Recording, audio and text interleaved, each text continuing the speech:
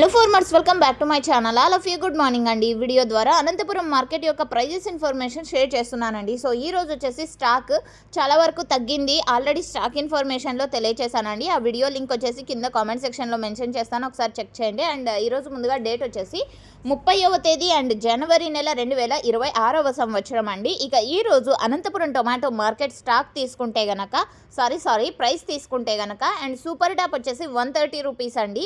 ఆ తర్వాత ఒక చిన్న లాట్ వచ్చేసి 140 రూపీస్ అయితే పడింది ఒక మండీలో. అండ్ అన్ని మండీల్లోనూ 140 రూపాయలు వెళ్ళలేదు, ఇది మీరు గమనించగలరు. అండ్ 120, 110 అండ్ సో 125 రూపాయలు, ఇవన్నీ కూడా ఒక్కొక్క మండీలో ఒక్కొక్క సూపర్ టాప్ అనేది పడింది అనమాట.